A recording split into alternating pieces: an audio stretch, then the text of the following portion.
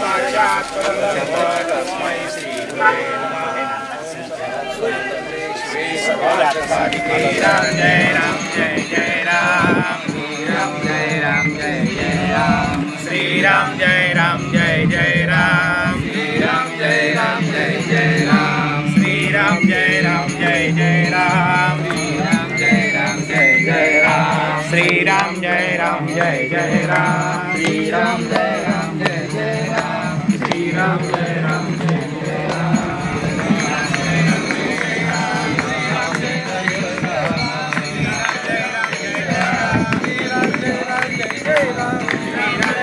जय जय राम, श्री राम जय राम जय जय राम, श्री राम जय राम जय जय राम,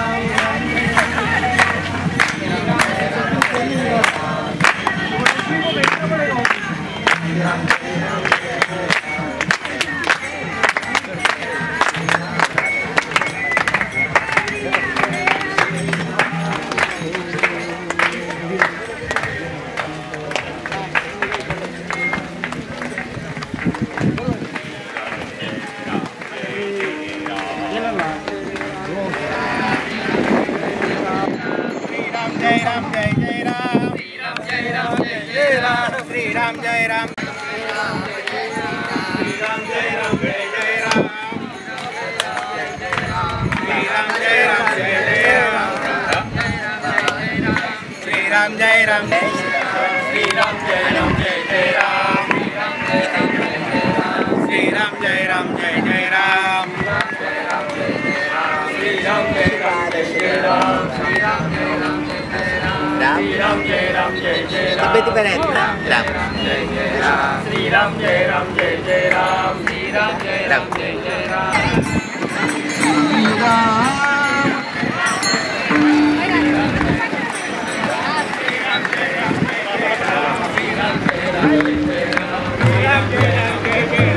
श्री राम जय राम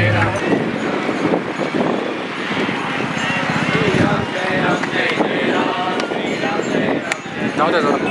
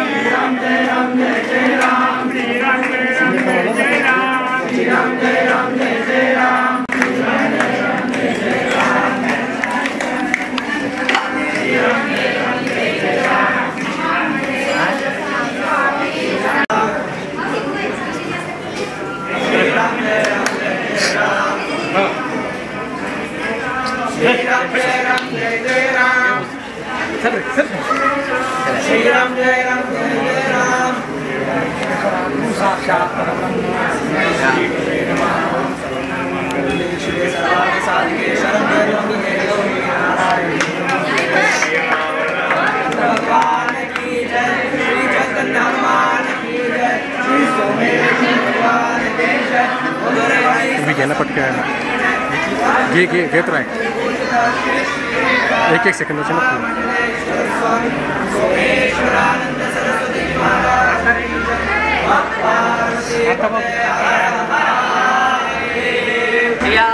रामचंद्र भगवान की जय, श्री चैतन्य हनुमान की जय, श्री सोमेश्वर भगवान की जय, बोलो रे भाई सब संतन की जय। राष्ट्र संत आनंद विभूषित श्री श्री एकदारा महामंडलेश्वर स्वामी सोमेश्वरानंद सरस्वती महाराज की जय। पार्वती पदे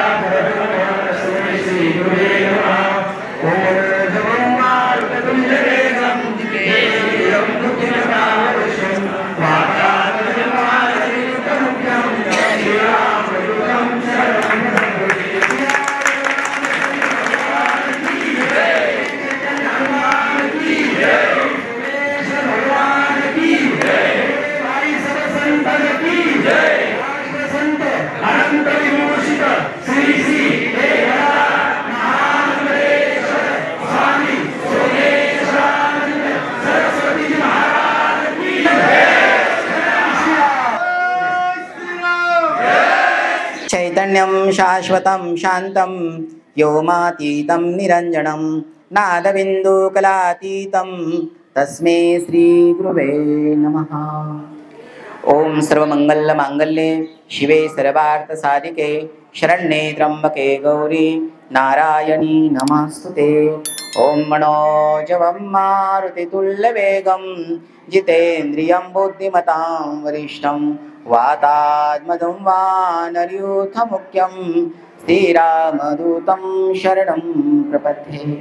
आजच्या ब्रह्मसोहळ्याला सर्व जमलेले धर्मधर भाग्यवान माझ्या माया भगिनी, छोटे छोटे चिमुकले पुण्यात्मा, आदरणीय हनुमंतराया, सर्वांच्या चरणी कोटी कोटी प्रणाम करतो। खूप आनंद होतोय। आपण प्रभू हनुमंतरायासाठी एकदा जोरात टाळ्या वाजविल्या पाहिजे।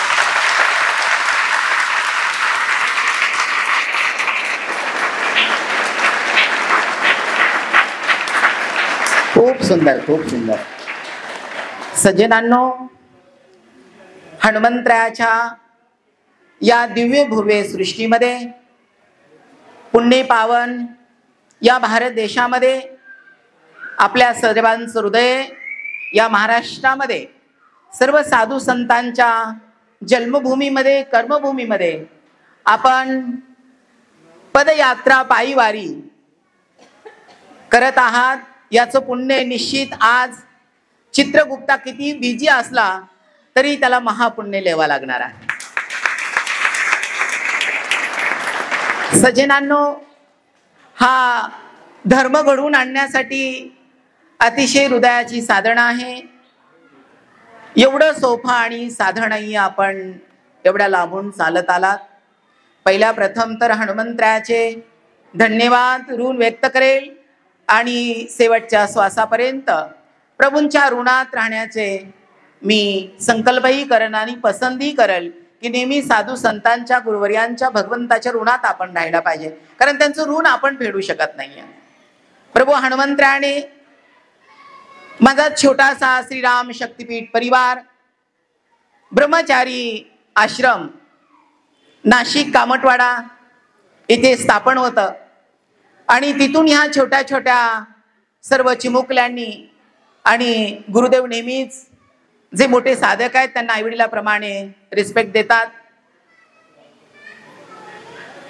अतिशय छोट्याशा बाळाला जशी आई लालन पालन करते तसे श्रीराम शक्तिपीठाने माझा खूप खूप लाड केला आणि श्रीराम शक्तिपीठ नाशिक पासून हनुमंतरायाच्या चरणकमलापर्यंत, जन्मभूमीपर्यंत, अंजनीपर्यंत पदयात्रा करायची। आता पदयात्रेचा अर्थ काय आहे तर पदयात्रा अशी आहे, पाऊला पाऊली आपण भगवान परमात्माचं नामस्मरण करतात आणि पाऊला पाऊली आपल्या मुखामध्ये राम येतो आणि ते कोटी कोटी अश्वमेघ यज्ञाचं पुण्य घडतं।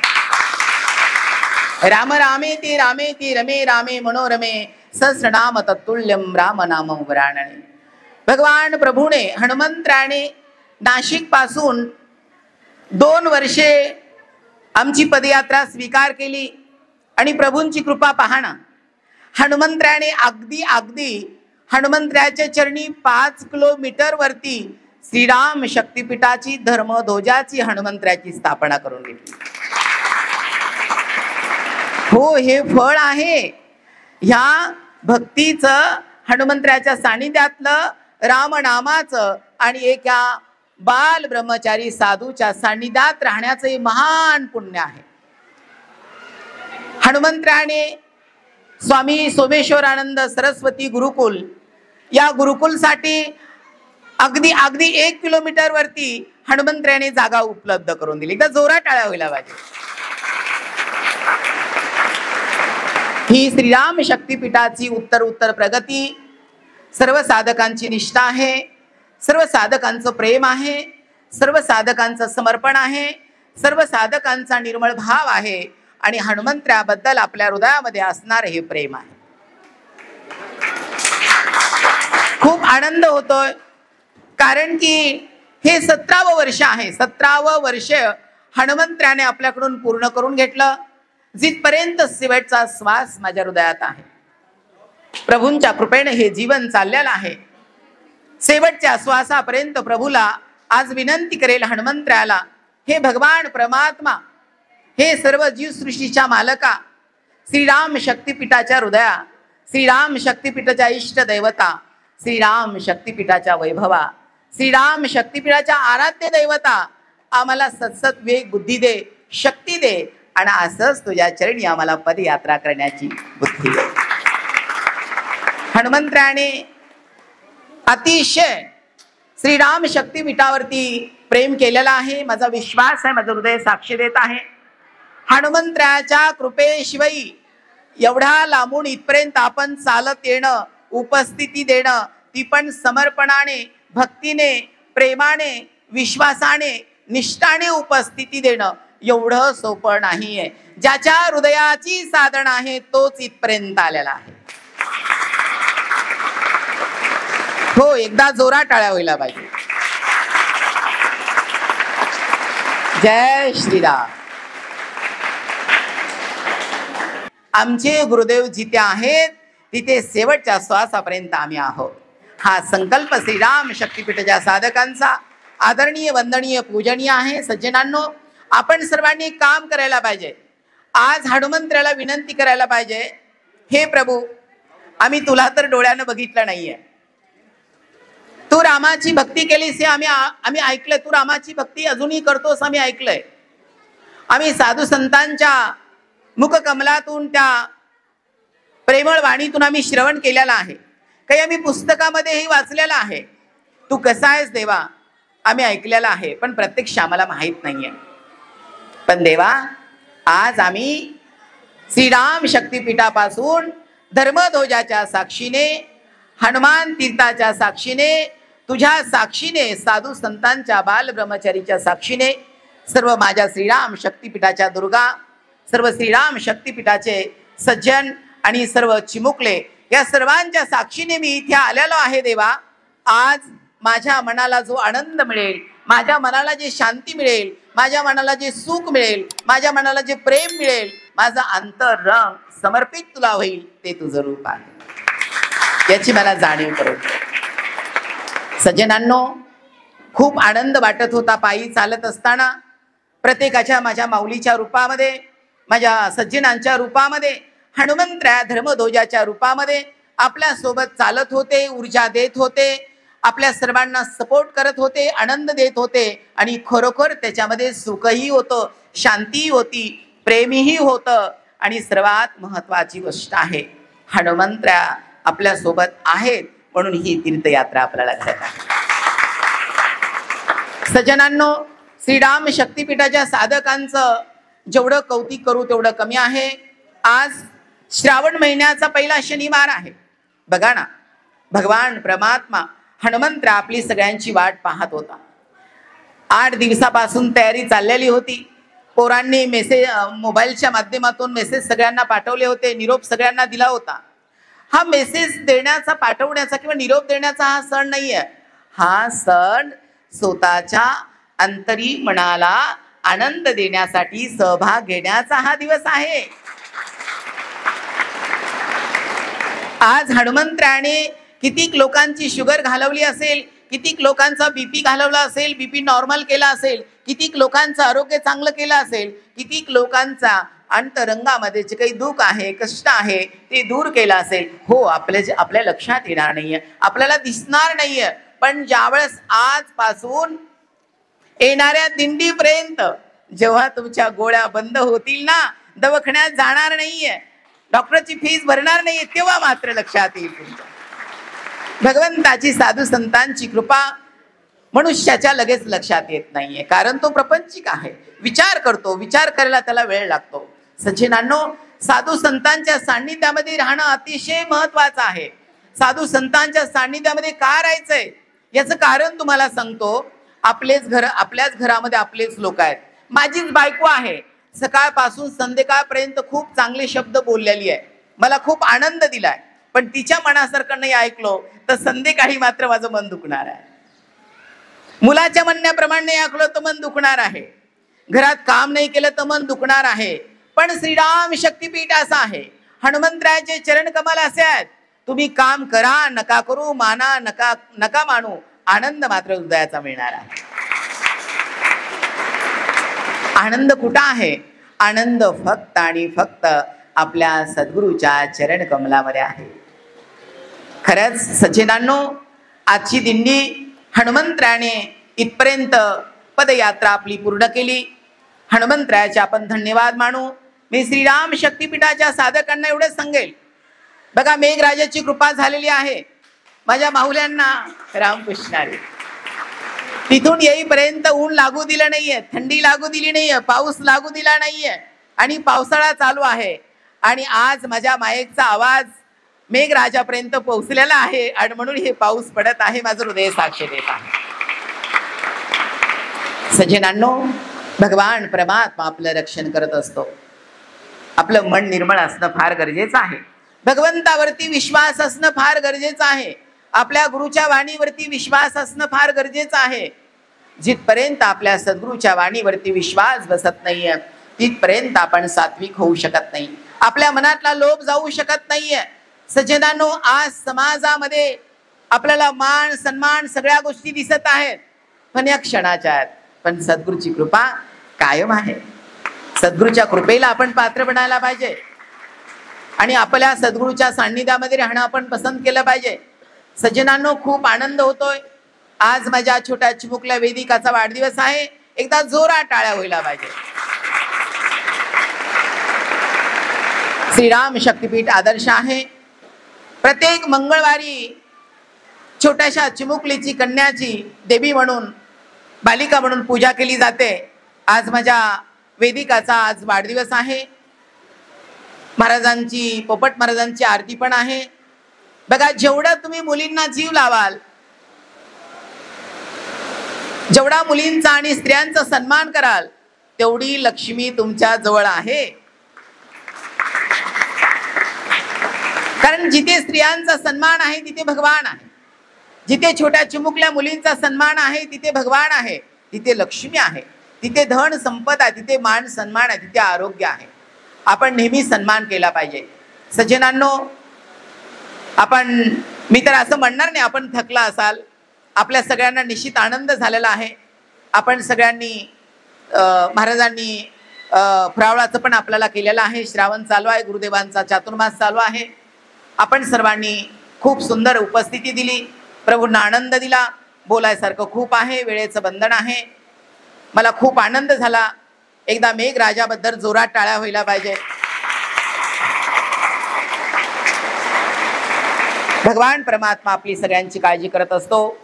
जेवढ्याही सज्जनांनी या दिंडीला उपस्थित दिली, मी हनुमंतरायाला विनंती करेल, भगवान परमात्मा हनुमंतराय या सज्जनांना उदंड आयुष्य दे, आरोग्य चांगलं दे, त्यांच्या मनोकामना पूर्ण कर.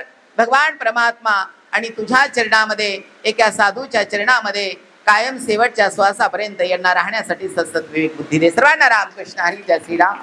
खूप खूप आनंद वाटला. आपल्या सर्वांना आज दिंडीच्या सगळ्यांना खूप खूप शुभेच्छा. चातुर्मास आहे. जेवढं भगवंताचं नामस्मरण 4 महिन्यामध्ये करता येईल, जेवढं साधू संतांच्या चरणी दान धर्म करता येईल, जेवढं गाईला चारा देता येईल, जेवढं पशु पक्ष्यांना अन्न देता येईल, जेवढे शाळेचे मुलं आहेत, पेन वया त्यांची फी भरता येईल, जेवढं पुण्य काम करता येईल तेवढं या महिन्यामध्ये काम करायला पाहिजे. हे मानवतेचा धर्म आहे. सर्वांना रामकृष्ण हरी. जय श्री राम.